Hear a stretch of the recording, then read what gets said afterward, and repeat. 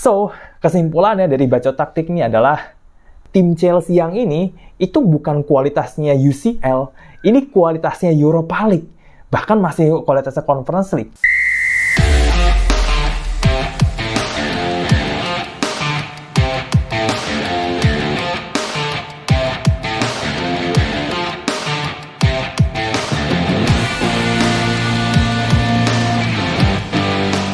Halo guys, ketemu lagi sama gua Audi Ramantio di channel Audible, Audi Diskusi Bola Abal-Abal. Oke, bacot taktik kali ini gua akan ngebahas soal laga Chelsea lawan Paris Saint-Germain di leg 2, 16 besar Liga Champions 2025-2026. So, tanpa basa-basa lagi, let's go!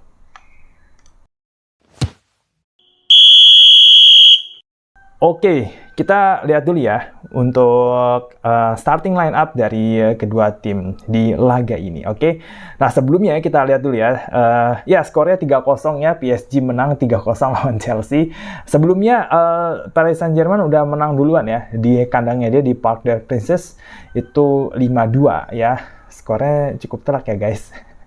Dan sekarang mereka bertandang ke Stamford Bridge, kandangnya Chelsea. Dan ini dia line up-nya. Dari line up ini aja, dari sisi PSG-nya, ini salah satu line up terbaiknya.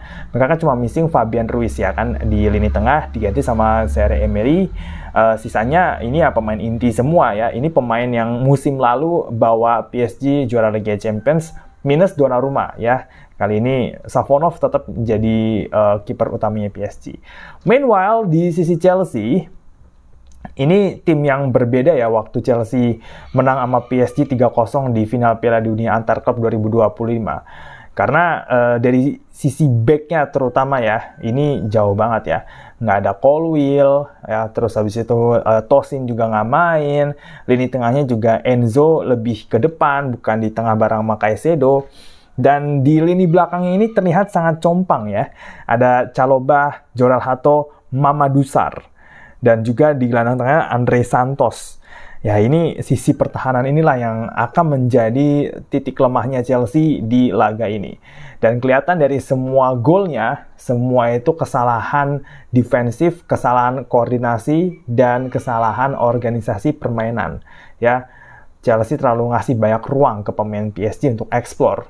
Tahu sendiri kan pemain PSG kan kayak Kvaratskhelia, Barcola, Dembele, ini pemain-pemain cepat semua. Kalau dikasih space ya mereka bakal sangat leluasa, sangat nyaman memainkan gaya permainan mereka. Kita analisis dari gol pertama aja ya. Oke, kita ke gol pertama. Di sini kita lihat ini merupakan satu kesalahan dari back Chelsea, di mana dia nggak bisa kontrol bola ya. Dia nggak bisa kontrol bola karena dia juga kalah body sama Kvaratskhelia ya. Jadi bolanya itu jatuh ke belakang kakinya dan nggak bisa dikontrol. Sementara dia sendiri itu kalah body ya sama Kvaratskhelia. Dan hasilnya ya seperti ini ya kan. Di Kvaratskhelia akhirnya punya kesempatan untuk one on one sama Robert Sanchez, dan back Chelsea nomor 19 ini kalau nggak salah ya si ini kan Mamadou Sarr ya, Mamadou Sarr. Kvaratskhelia jadi punya kesempatan one on one sama Robert Sanchez karena Mamadou Sarr kalah body sama Kvaratskhelia, nggak bisa ngejar, dan bang, akhirnya gol. Nah, kita ke gol kedua ya. Gol kedua ini terlihat ada beberapa kesalahan koordinasi antar pemain Chelsea ya, yaitu Andre Santos sama Moises Caicedo. Ini Caicedo bukan sih? Ya, Caicedo, ini Caicedo. Nah, di sini mereka itu mencoba untuk clearance bola, tapi bolanya itu malah kena Andre Santos. Jadi Caicedo coba clearance bola, bolanya malah kena Andre Santos, dan PSG memenangkan possession di momen ini.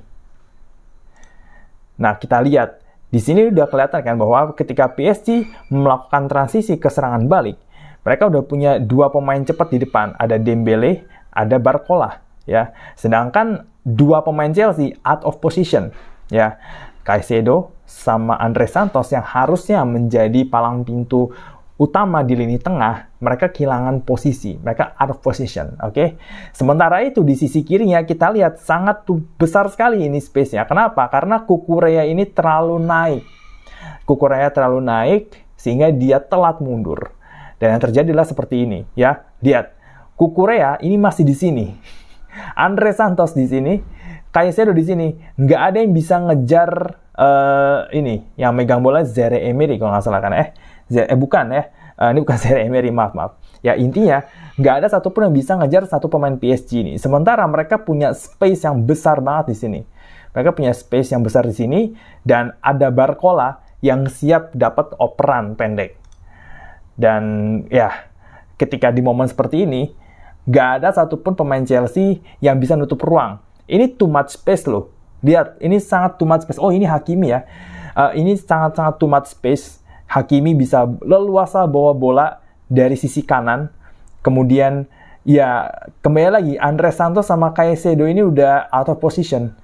Sementara, Barcola akhirnya dia dapat ruang. Karena back-nya Chelsea yang ini, ya, ini ngejar coba untuk nutup pergerakannya Hakimi. Ya, alhasil Barcola dapat space besar untuk melakukan shooting dari sini, ya. Dan ya finishingnya sih luar biasa ya, dahsyat ya. Dia langsung bola langsung ke arah pojok kiri gawang. Nah, kita langsung ke gol ketiga. Oke, di gol ketiga ini kembali lagi Kvaratskhelia dapat space yang sangat besar, ya. Dapat space yang sangat besar di mana pemain Chelsea ini telah turun, ya. Semuanya nggak ada yang bisa ngejar Kvarat. Sementara dua pemain Chelsea yang di sini ini konsentrasi nutup bagian tengahnya.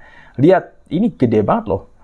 Untuk pemain sekaliber Kvaratskhelia dapat space sebesar ini, wah ini sangat bahaya ya. Ini bahaya banget loh. Karena dia ini bisa penetrasi, bisa nusuk, bisa shooting dari luar, ya kan? Ya alhasil ya dia lihat dapat space di sini, masih banyak space. Dan lihat, dua pemain Chelsea ini jagain di area tengah untuk nutup ruang Dembele. Nah, Caicedo coba ngejar dan dia coba untuk cover ke sini, ya kan? Tapi yang akhirnya ini karena ini kan bener koordinasi yang sangat berantakan ya, dengan space yang sebesar ini, dua pemain Chelsea out of position, dua pemain Chelsea lagi terlalu jauh, jadi space antara antara Caicedo sama nomor 21 ini siapa ya? Sama nomor 21 ini terlampau jauh ya. Karena terlampau jauh jadi ya PSG punya banyak ruang. Terus akhirnya Kvaratskhelia ngasih bola ke sini ya. Dan Caicedo coba untuk ngeblok ya. Caicedo coba untuk ngeblok tapi blokannya nggak berhasil. Nah, di sini juga ada salah satu momen di mana koordinasi pertahanan Chelsea buruk banget ya. Caicedo coba ngeblok, Andre Santos sementara dia coba nekel dari belakang. Alhasil, Mayulu free space. Nggak ada yang jagain dia. Ya, dia bebas dapat bola dan melakukan shooting dari luar kotak penalti. Ya, dan ya ini meskipun ada tiga pemain Chelsea di sini ya, tapi ini bola ini benar-benar si Mayulu udah dapat space yang cukup besar untuk melakukan shooting dan finishingnya juga luar biasa. Robert Sanchez mati kutu di sini, nggak bisa bergerak ya. Ya, lihat, nggak ada pergerakan. Tackle-nya pun juga nggak nyampe dari pemain Chelsea. Ya, Mayulu bisa cetak gol secara bebas. So, kalau kita lihat dari semua gol ya, kesimpulannya adalah PSG ini terlalu mendapat banyak space seperti di momen ini ya. Momen ini di mana ya Hakimi itu punya banyak space, dia bisa kasih bola ke sini ya tanpa penjagaan, dua pemain Chelsea out of position. Kemudian ini terlalu jauh space antar back-nya sehingga ada ruang di sini untuk tembak ya. Kemudian di momen ini juga kembali lagi sisi sayap Chelsea ngasih celah untuk pemain sayapnya PSG mengeksplorasi. Ya, pemain sayap PSG kalau dikasih ruang kayak gini, wah udah selesai tuh urusan. Oke, kita coba lihat statistik dari pertandingan ini ya. Kita lihat coba statistik. Kalau ngeliat dari sini, sebenarnya Chelsea punya beberapa peluang. Iya betul, punya beberapa peluang. Ada 18 shot dengan 9 on target, 2 big chance. Sementara PSG cuma nge-shooting 8, tapi 5-nya tuh on target. Ya. Dan 5 on target, 3 jadi gol. Nah, Chelsea ini meskipun 9 on target, tapi banyak banget shooting mereka tuh lebih ke arah kiper. Jadi nggak terlalu bahaya-bahaya banget, bukan yang sampai bikin Savonov tuh save melayang lah gitu kan. Atau ngelakuin save heroic ya. Ada beberapanya cuma ya itu masih dalam jangkauan kiper. Tapi kita lihat coba defense-nya nih. Lihat, blok 0. PSG bloknya 5. Clearance ya, sapuan. Itu Chelsea cuma 4. PSG 29. Keeper save itu Savonov 9. Chelsea 2. Ini dari sini kelihatan banget ya bahwa lini pertahanan Chelsea ini benar-benar amburadul di pertandingan ini. So, kesimpulannya dari bacot taktik ini adalah Chelsea is absolutely joke ya. Chelsea bapuknya luar biasa. Pemain defense-nya itu benar-benar amburadul ya. Dan ini nunjukin bahwa apa yang gue bilang di awal musim itu benar, bahwa Chelsea sampai 16 besar UCL aja udah bagus, udah prestasi. Karena tim Chelsea yang ini itu bukan kualitasnya UCL, ini kualitasnya Europa League. Bahkan masih kualitasnya Conference League. Ya, justru karena mereka itu juara Piala Dunia antar klub, harusnya mereka punya harga diri untuk bisa ngasih perlawanan, untuk bisa ngasih permainan yang terbaik. Kalahnya coba berapa?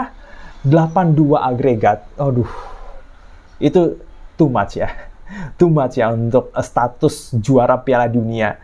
Tapi kalahnya juga sama juara bertahan UCL kan. Cuma tetap aja gitu kan. Kayak lu udah keluar ratusan juta pound sterling setiap musim beli pemain baru.